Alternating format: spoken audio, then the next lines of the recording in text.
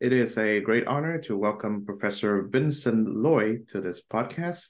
He is the Director of Africana Studies at Villanova University. How are you today, Vincent? Thank you for joining the show. Oh, yeah, I'm doing well. Thanks so much for having me. Mhm. I should like to begin by mentioning your European trip where you went to Budapest, a city where I've lived in for some time. So, uh, what makes you go there, and how did you enjoy it? Yeah, we just got back from a couple of weeks in Europe, 1 week in the Netherlands, doing some lecturing and work meetings, and then a week in Hungary, just meeting with family. Some of my partner's family came to meet us, and we had a nice holiday there. Okay, I'm glad to hear it. I hope Budapest treated you well. It certainly treated me well. Yes, yeah, it's such a beautiful city and vibrant, and yeah, looking forward to returning at some point. Yeah, of course. I'll be there in the next 2 years, so perhaps we can meet in person when that happens. Okay. Yes, that would be great. So I would like to mention that exactly a week ago, before this recording date, 11th of July was July the 4th, and I'm reminded of that great Frederick Douglass oration, "What to the slave is the 4th of July." I wonder if you include that in your teaching curriculum, and if so, how would you go about teaching that speech? Thanks. Yeah. So this is one of the canonical pieces of African American political thought, reflecting on the limits of American independence, but also the interconnection between the African American freedom story and the American freedom story. Frederick Douglass is, masterful at weaving together the emotions and political reasoning behind the July 4th celebration and the imperative to continue that process of freedom seeking, seeing independence not as one date to be celebrated in the past, but as an ongoing process, a freedom struggle, and one that requires particular attention to the condition of African Americans, not only in the 19th century, but also in the present. And I think that has lessons not only for the US context, but globally as well. Mhm. I think in some ways, in In that, terms of teaching it. yeah, Okay. No, go ahead. right. I think Douglas sort of set the tone for how African Americans or Black Americans view the founders as well as the American founding as a whole, in that they believe that the promise of freedom and equal dignity, which the founders have set, is valid and legitimate. But nevertheless, we still have to contend with the fact that the majority, or if not the entirety, of people who signed that document, the Declaration, were white males of a particular class, very learned, and they many of them were slave owners too, infamously Thomas Jefferson.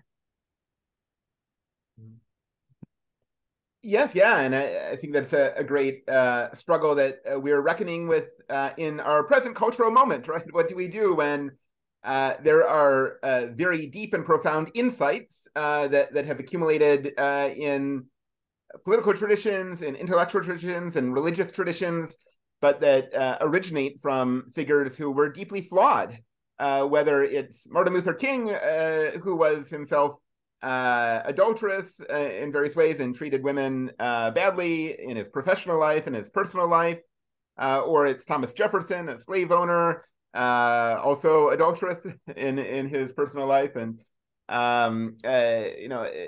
it seems like there are no easy answers to these sorts of questions, right? That there are deep insights to be gained from figures like Martin Luther King or Thomas Jefferson, but also we need to have the sophistication in our engagement with them and our reflection on them to recognize that we're all human, we're all flawed. Some of us are deeply flawed. Some of us maybe even be so flawed that our legacies are best forgotten. And those are debates that we need to keep having in robust ways. Yes, and Of course, you are a prominent instructor in the philosophy of anti-racism, and I think these days the phrase is often most associated with one Ibram X. Kendi, and he's done he's done a very good job, I think, associating his own name with the phrase anti-racism and anti-racist, and therefore people who are, say, on the right of, say, either you or me, quickly dismisses the philosophical school as well. So, how would you describe the or define the phrase anti-racism? Thanks. Yeah. So I think that the terminology, especially in recent years, has gotten quite muddied, right?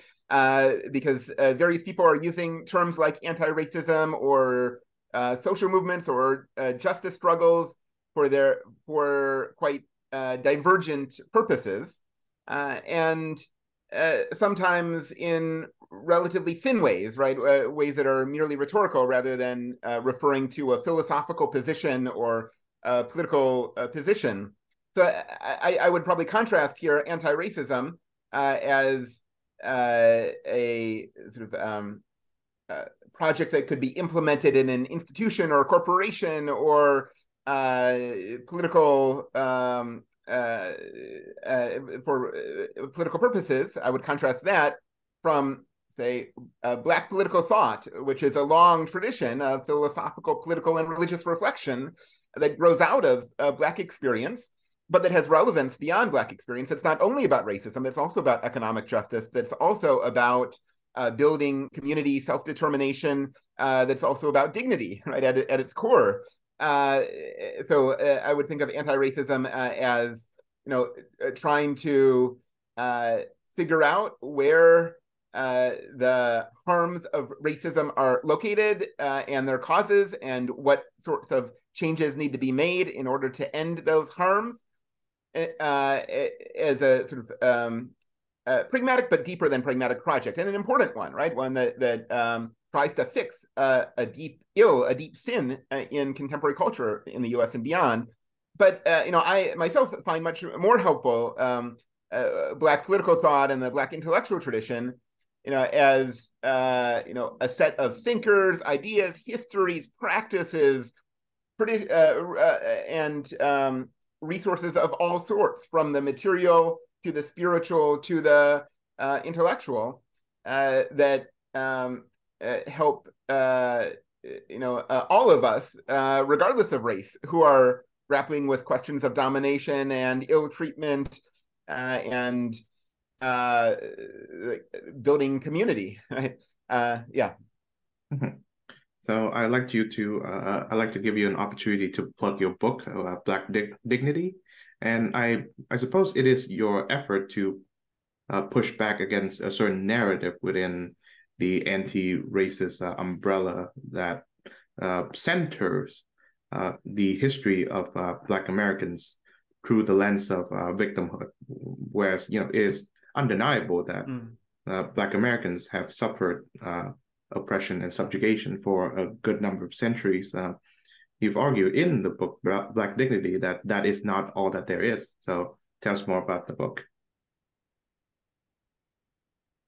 Thanks. Yeah. So this book, Black Dignity, The Struggle Against Domination, is trying to listen to the languages and ideas circulating around the Black Lives Matter movement and Black justice movements more generally in the last 10 or 15 years, seeing those ideas and those languages as part of a longer tradition, and seeing them as having two sides, as you point out, having a negative side, challenging domination, racial domination, but also other forms of domination, but also a positive side, one that's building up Black community, Black virtues, Black self-determination, in light of that experience of domination, right? These are sort of two sides of the same thing, challenging domination, but also affirming particular forms of love and anger and family and transformation that happen when we acknowledge the forms of domination that we're all facing all the time, whether it's from racism or climate change or patriarchy or capitalism or whatever else it is. So trying to lift up the particular resources that we find in the Black tradition around those different topics that have been named so powerfully in, sometimes on social media, sometimes in protest chants around, using hashtags like Black Love, Black Rage, Black Magic, Black Family, Black Futures. These, I think, are more than just slogans, and each of the chapters of this book explores one of these hashtags, demonstrating that it's more than just a slogan, demonstrating that it has intellectual antecedents, right? There were ideas that came before, there's a tradition of thinking about Black love, Black rage, and so on, and that these are dynamic and critical traditions, that there's argument within the history of Black thought on each of these topics. But through that argument, the insights that we have about these different topics deepen. And so the book is an invitation for readers to enter into that conversation and enter into those debates about what these core concepts mean that are animating Black justice movements today, and how they're important not only in Black justice struggles, but for our human experience more generally, wherever we may be, whatever race we may be. I suppose an act of injustice against the Black population that made its way across the world is the 2020 murder of George Floyd at the hands of the Minnesota police. And it has been 3 years on since that incident. So I wonder, what did you make of the incident at the time of its happening? And 3 years on, do you find that America has done better at having that conversation? Yeah. Mm-hmm. Thanks. Yeah, and that's that was a crucial moment in the narrative of Black justice struggles in 2020, late spring, early summer 2020, when because of technology, we were able to see and share the experiences of a Black man being killed by the police in Minnesota. It was able to circulate around the world, and an incident that reflects everyday Black experience in the US and beyond. That is police harassment, police violence, sometimes police murder, was able to be represented in public discourse in a way that when the technology wasn't there, it was much harder to represent, much harder to capture the public attention to this form of injustice that has been almost normalized, right? It is so common for Black Americans being stopped by the police. I've been stopped by the police driving many times for seemingly no reason. So that moment, I think, was crucial for raising awareness.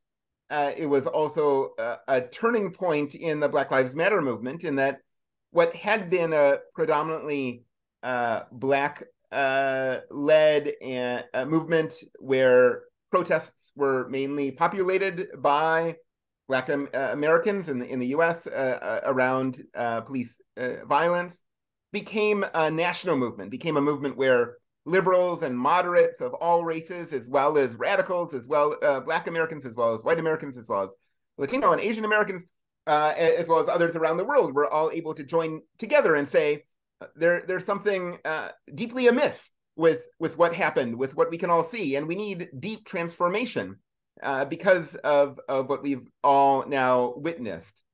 So I think that was hugely important and inspiring, and forces on the right, racists, white supremacists, realized that this was a crucial moment, that their position was becoming vulnerable, that the control of elite spaces by the forces of white supremacy was under threat because of this massive protest in favor of racial justice, because of the response it was causing in corporations and government at local levels. And because of that vulnerability that the right was realizing, it started to respond powerfully, right? To use the vast resources that those who want to preserve white supremacy have at their disposal in order to create new narratives, create new images, create new centers of political power that are intent on delegitimizing Black justice movements. So we saw the rise of anti-woke discourse. We saw criticism of the teaching of African American history, African American studies in the U.S. We saw different versions of this happening in the UK and in France and elsewhere. We saw politicians in the US who were building their brands on criticizing Black justice movements, which of course was similar to what happened in the 1950s and 1960s with figures like Martin Luther King. All sorts of politicians on the right who were building their brands by criticizing Martin Luther King as a radical, as out of touch, as someone who, as a troublemaker, as a lawbreaker. We saw that happening again post 2020 in a way that it hadn't happened in the public discourse before that, because the forces of the right were feeling vulnerable. So the George Floyd murder was both a moment of potential and excitement for justice seekers, but also this turning point where it's become much harder to envision a nation and a world where racial justice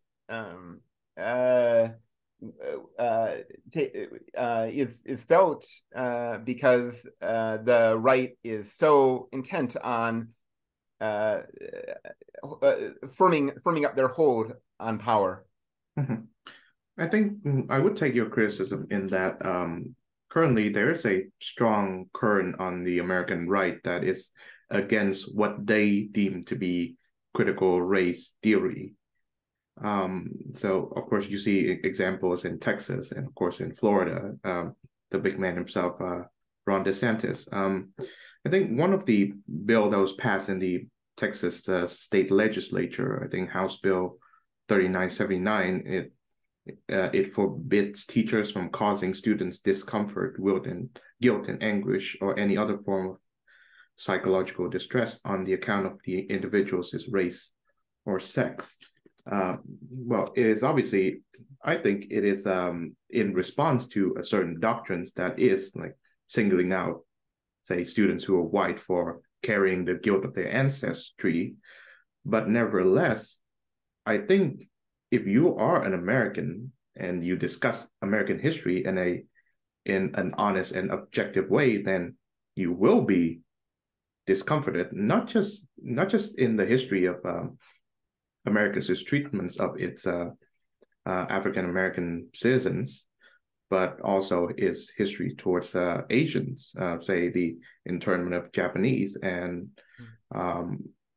as well as its near genocide of the Native American population. So I think an honest account of American history, well, while it should reveal certain triumphant aspects that we all should revere about the American Republic and otherwise, there are aspects of it that will cause discomfort, and you cannot wish that away.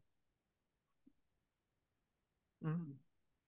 Yeah, that's a wonderful point, and I would just add that it's not only about history, right? It's right now. What are the conditions on Native American reservations, right? Right now, what are how frequently are Asian Americans facing hatred, whether it's verbal or physical assault in the U.S. right now? How often are Black Americans struggling to find jobs because of stereotypes, because of the sound of their name, because of the educational opportunities which they were not afforded just a few years ago, in the schools that they were attending. Right now, how the New York Times a few weeks ago had an article on real estate developers who were African American and Latino versus white, and the opportunities that white real estate developers continue to have that racial minority real estate developers don't have. So in every corner, in many corners of U.S. society still, and I think this is probably true in many societies, there continue to be these deep inequities in the treatment of racial minorities, which are causing ongoing disadvantage and harm and making making the nation unjust. So, I agree that it's important to honestly face up to our history as a nation, the global patterns of slavery and colonialism and capitalist exploitation and genocide that gave birth to our contemporary world. But we also can't relegate those to the past, right? We need to always make the connections between that history and the present. So it's not just about guilt for some ancestors' misbehavior, but it's about those who are currently benefiting from these structures and systems that advantage some and disadvantage others. Mm-hmm. Right. So I think this is where I would like to ask you to define the word racism and specifically the phrase systemic racism. I think whereas both you and I can agree that individual racism is a real thing in that, if I express certain doubts about the other individual's equality to me because of his or her skin color, then that is prejudice and racism. But nevertheless, the phrase systemic racism has entered American public discourse since the 2020 George Floyd murder, and maybe even before that. And it denotes what you've described in that there is a legacy of racism that is being transposed into the way America is currently run. So perhaps I should like to ask, could we best identify it, and how could we even discuss how to remedy it?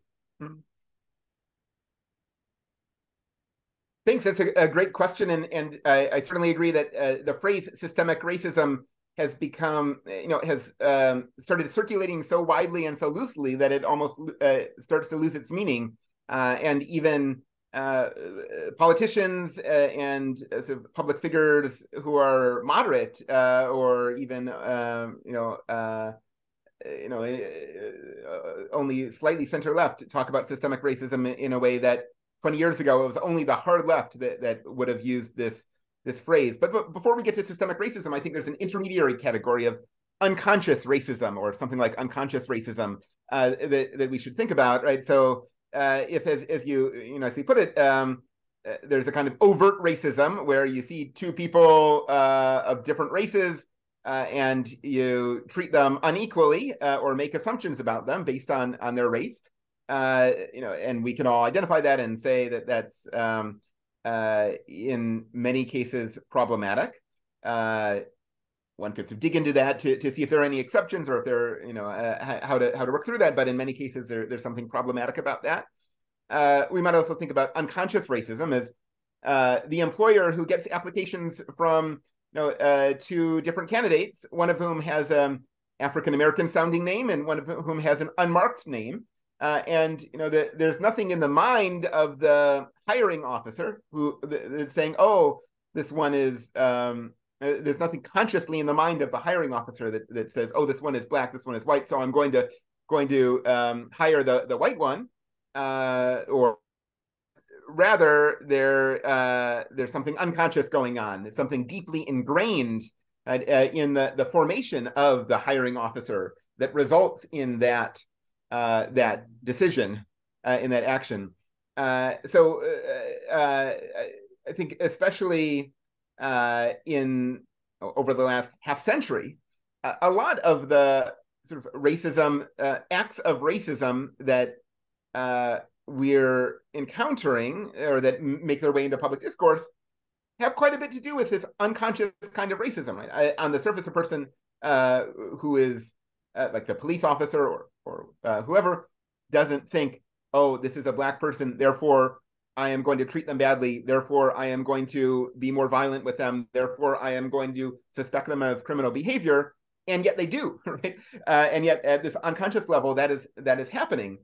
So I think that the discourse on systemic racism emerges in part to explain, where does this unconscious stuff come from, right?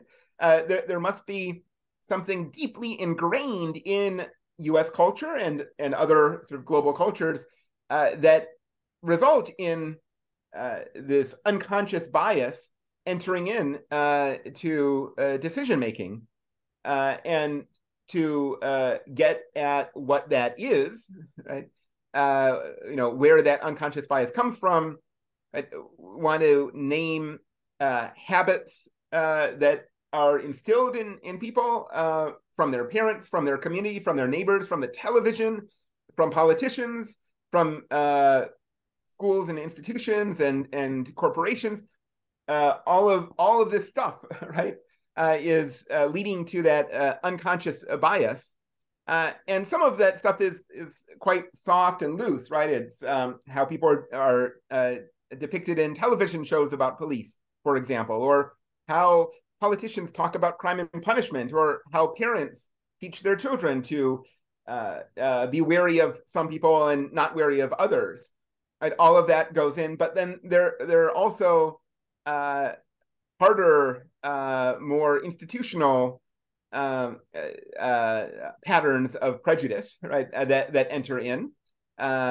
So if schools that are primarily serving African-American students are funded in different ways or at different levels than schools primarily funding white or Asian-American students, if real estate developers are creating different sorts of houses and marketing opportunities and or marketing houses and opportunities in different ways to white and racialized minority groups, etc. Right?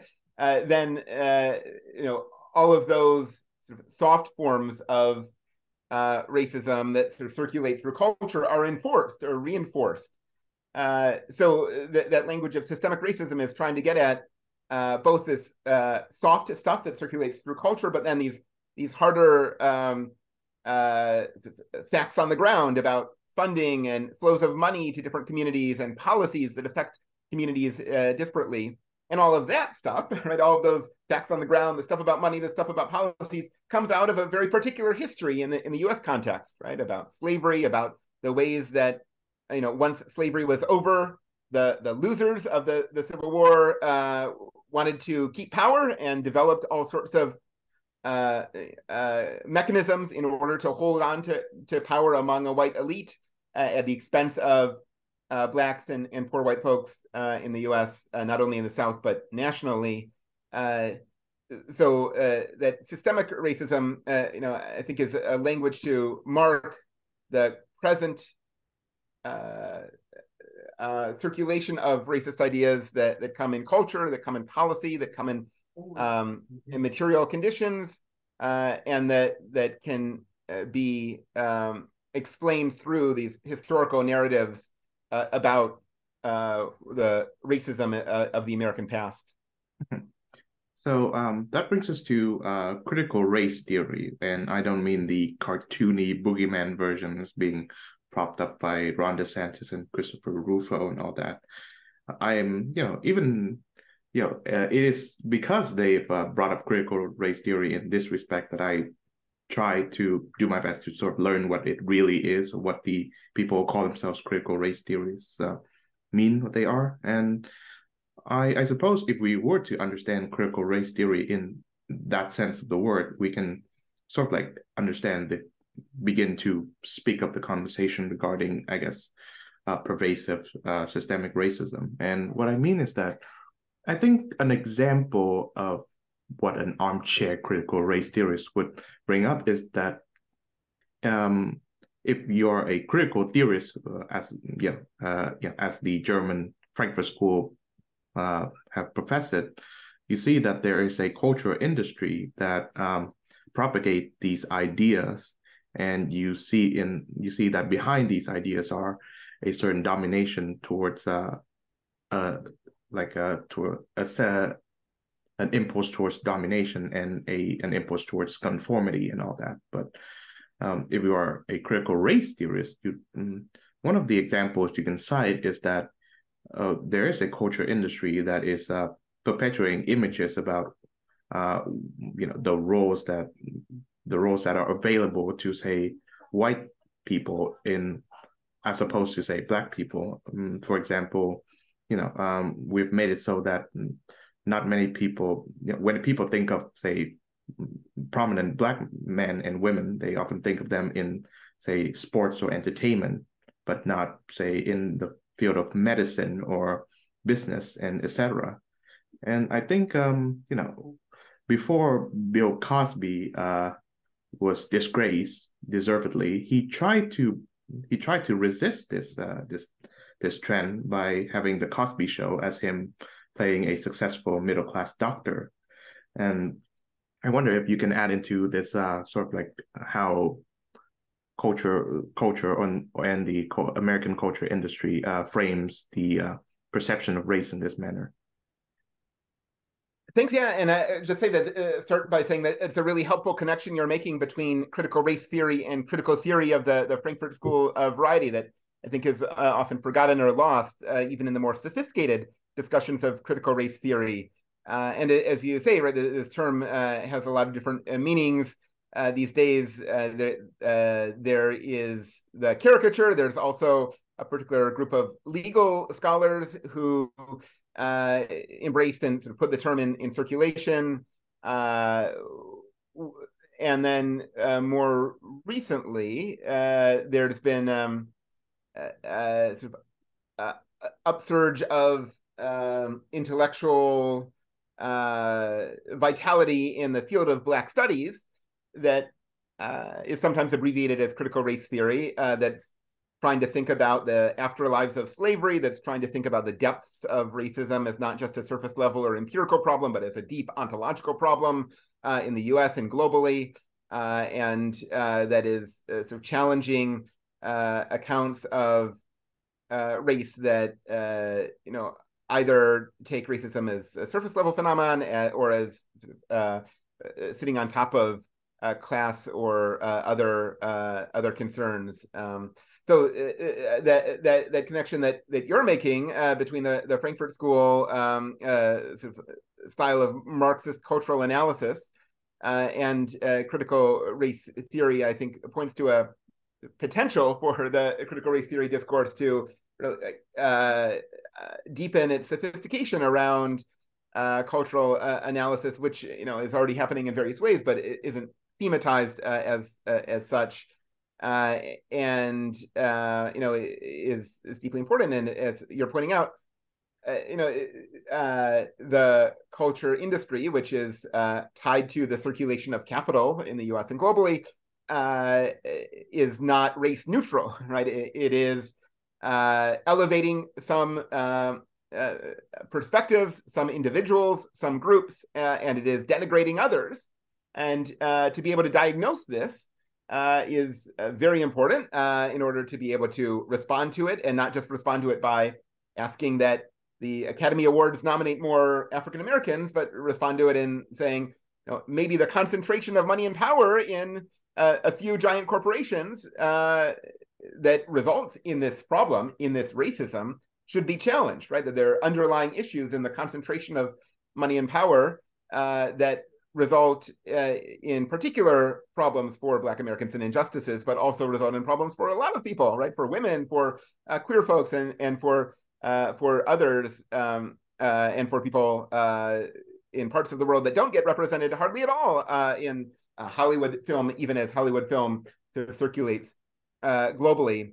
So I think you're exactly right that thinking about that kind of cultural analysis around race and representation is important. I think it was Bell Hooks who makes the observation that there's a sort of Black vernacular tradition of doing this in a very sophisticated way, right? When Black families, particularly during segregation, would watch television and see only white families represented,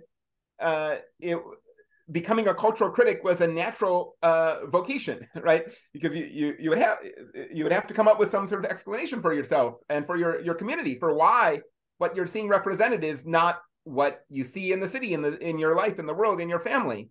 So elevating those skills of vernacular cultural criticism and giving them the praise that they're due is really important. and then taking that additional step and asking, why does this situation come to pass? What are the sort of material conditions behind this cultural representation that we need to challenge in order to challenge the cultural representation? I think about this. I think about this paradox when I think of Hattie McDaniel, the first African American actress to win the Academy Award. But on the surface, that is an advance for the African American people of America. But she won the award by playing the role of a very submissive maid servant in the film Gone with the Wind, which is a a well-made film about a terrible lost cause narrative about the American Civil War. And so this makes me think of how representation, as in adding more Black names and faces into the Academy Award roster, isn't enough. You kind of have to slowly but surely change the way in which Black men and women are perceived in mass culture, and by extension to the other minority and marginalized groups in your country. Yes, yeah, and I think you're pointing to a bigger challenge, which is that symbolic representation of African Americans or any racialized minority group or any sort of group in general, right? The symbolic representation might seem like an improvement, might seem like it's a sign of a step toward justice. But if the material conditions aren't changing, right? If there's still Black folks are not getting jobs, are being incarcerated at higher rates, are not being able to buy homes in sort of neighborhoods, are being subjected to police violence and the security apparatus more generally, disproportionately. If all those material conditions aren't changing, then symbolic representation is an opiate for the masses, to quote Marx here, right? Or to allude to Marx, right? It's just making people feel better without actually changing what matters. So I think we have to be careful and subtle and sophisticated in the way that we celebrate improvements in this register of symbolic representation when we see award winners, when we see Black presidents, when we see university administrators or corporate leaders who are from racial minority groups or who are women. That may be worthy of celebration, but it also needs to be an occasion for deeper critique and analysis at the same time, so that we can get at the root causes and not just the surface level issues that are symptomatic of those root causes. So I think in recent years, two major documents brought the history of American slavery into the forefront of American political discourse. One is the Atlantic essay by Ta-Nehisi Coates, The Case for Reparations, and secondly, the New York Times' 1619 Project. And I wonder if how do you make up the idea that the American slavery should be made into the center of American political discourse, and or why do you believe that that historical event, which ended 150 or so years ago, still carries significance today? Mm-hmm. Yeah, so I think you're exactly right in pointing to those two moments that were part of the transformation of U.S. Public discourse that centered slavery in questions of racism in a new way, in an important way, and to start by sort of affirming the intuition that's represented by those two moments, in order to, convince human beings to treat other human beings as less than human, right? That is to make them candidates for slavery. That's a pretty counterintuitive proposition, at least as I read it and as I see people living their lives. we recognize each other as people, right? If you see children meeting other children, regardless of what color they are, regardless of what language they speak, right? There's a pretty intuitive recognition of other human beings. So to get people to ignore that, ignore their intuitions, to ignore the humanity of others, to treat humans like animals, that takes a lot of work, right? It takes a lot of ideological work. It takes a lot of crafting of the emotions, of policy, of laws, all of this together to make it plausible for humans to treat other humans as animals, that is, to make slavery possible.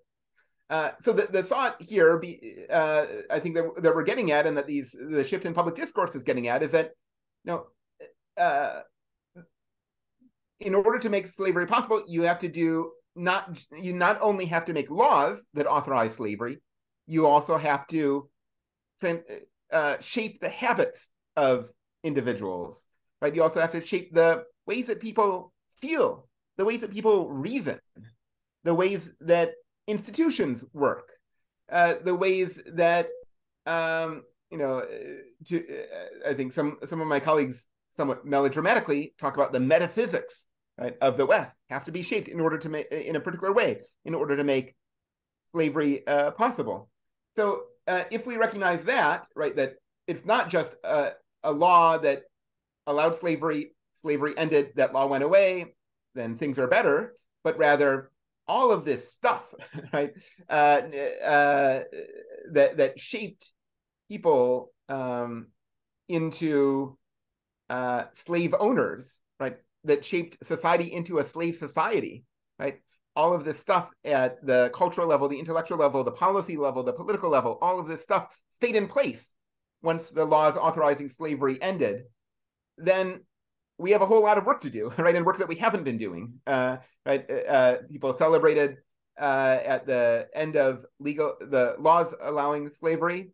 There was an effort, Reconstruction, at transforming American society so that those habits and institutions that authorized slavery would change. Reconstruction was prematurely ended, and for a whole lot of years, more than a century, century and a half, those habits and ways of feeling, ways of reasoning, ways of seeing the world have stayed in place. The ones that authorized slavery have stayed in place.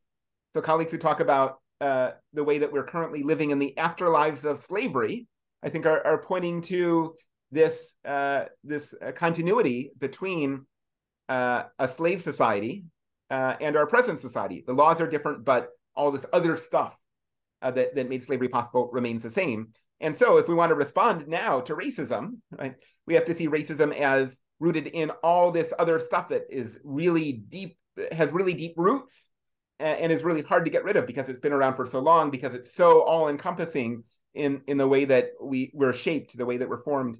So that I think is a helpful intuition, and recovering histories that have been forgotten of slavery and the continuities between slavery and the present, I think are helpful at getting at that. But I do worry sometimes that we forget the goal of all of this, right? The goal of all of this backward-looking work is to create a future where there's no domination, to create a future where there's no racism, to create a future where all of our basic needs are met, to create a future where we can all flourish. And I think that's something that we all agree about, right? Regardless of race, regardless of political orientation, regardless of gender, regardless of where in the world we are, right? We want to create a world in the future where there's no domination, we can all flourish, all of our basic needs are met. So the question is, how do we get there? And looking at troubled histories and addressing those, facing those, finding ways to address those is one way to move toward that future. But the thing that we really care about, and that I think builds consensus, is that vision of the future. Mm-hmm. I think about this one essay in the 1619 compendium that was authored by Khalil G. Muhammad, Elijah Muhammad's his great-grandson, where he makes the connection between the production and trade of sugar, which is inextricably linked to the slave trade at that time, with the contemporary disproportionate rate of Black Americans having diabetes. And I think that is a wonderfully well-researched essay. And, even though there are criticisms about how the 1619 project is shoddy in his historical research, and I think Muhammad's essay is kind of an exception of that. But nevertheless, if you're, say, a conservative, you would critique that your line of thinking by saying, well, we have reckoned with the question of slavery in that we fought a war that 800,000 men, many of them white, have died to preserve the original meaning of the Union and to emancipate the former Black slaves. So, why should we even discuss the possibility of, say, reparations, for example? We don't have slaves to this day, and most, if not all, of the American slaves who have lived through slavery have passed on. Yeah, and it would be nice if it were the case that 150 years ago there was a problem in the country, there was a great sacrifice, and then the problem went away. Unfortunately, that's a fantasy world rather than a reality world in the minds of conservatives. That today, right, the statistics still look pretty bad in terms of education, in terms of wealth, in terms of income, in terms of incarceration, in terms of police violence, in lots of different ways. There's still deep inequities faced by Black Americans, and inequities that seem more intractable than the inequities faced by other racialized minority communities. If that's the case, right, that now there are these continuing deep inequities, they seem more intractable than in other communities, it strikes me as the most plausible explanation to say, well, maybe this supposed solution 150 years ago actually wasn't a complete solution. Maybe it was only a partial solution. Maybe what we're seeing today in these deep inequities and in their intractability is a continuation of the problem that we had a long time ago that wasn't fully solved. So I think I urge my friends and colleagues and comrades who are skeptical of devoting so much attention to anti-Black racism in the past to stop, to look primarily at the present with a vision of the future in mind, right? That in the present, the numbers don't look good. We want a future where there's equity, where there's basic needs are met, where there's flourishing. And in order to get there from the present, we might have to find techniques to grapple with the past in deeper ways than we have previously. And that might include discussions of reparations and related issues. Yeah, I think about like the contrasting response to, I guess, people who are believers of wokeism and people who are not. Or people who like actively resist wokeism, and I think it comes from the inability or uncertainty of recognizing a fundamental truth in that there is injustice in America, and it is most likely systemic, and it has historical roots, and it's ongoing to the present day. People who are woke would say that, well, I benefit from that system substantially. So does that mean that I'm part of the problem? And therefore they rush headfirst into what they deem to be the solution, i.e. doing the work, reading Robin DiAngelo, Ibram X. Kendi, etc., etc. And there are those who are anti-woke who says that that is not the right thing to do, but nevertheless they base their reasoning on papering over these injustices, past and present. So I suppose there is a middle way in dealing with this, like in a sort of like reckoning with these injustices, all the while having a concrete path forward. So how would you go about proposing that?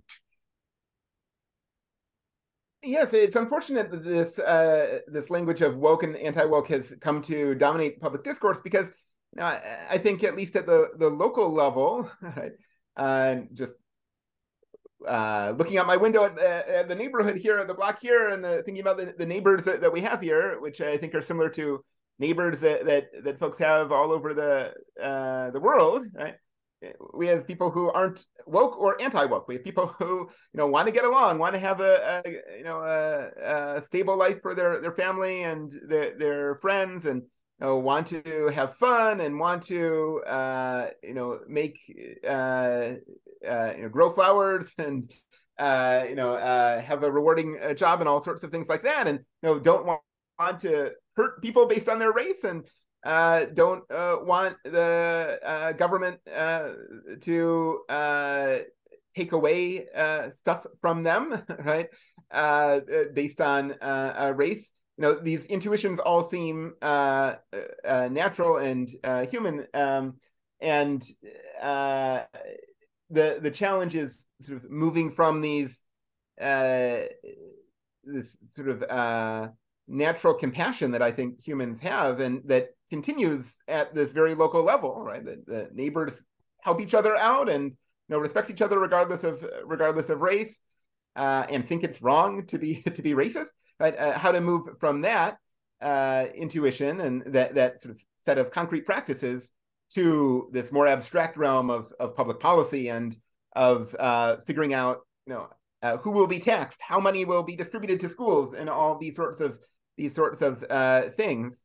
And it does seem like there's focusing on individual goodness, right? Or individual badness is usually a distraction, right? It's not that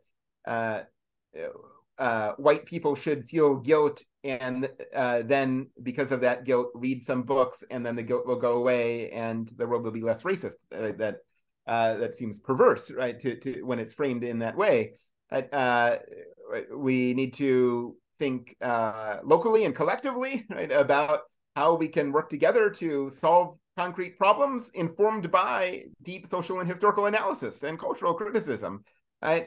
So if to think about the developer who, right over there across the street wants to turn the lot next to a historically Black church into some expensive condominiums, right? And we have neighbors up and down the street here who are all opposed to that transformation and who now are going to work together to talk to our city council person about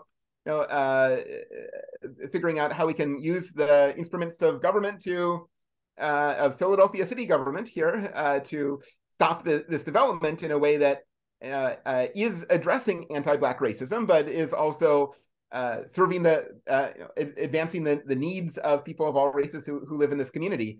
So I think that's the sort of thing that can help us move between this woke versus anti-woke debate, right? Thinking collectively rather than individually, thinking about concrete problems rather than about sort of abstract prescriptions, and using historical and cultural and social analysis in service of that concrete problem solving rather than as an end in itself.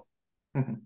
Well, so final question. I think in reference to your kerfuffle at the Telluride summer seminar session, I think you and I share a concern that intellectual discourse is being stifled or obstructed in pursuit of a given socio-political end.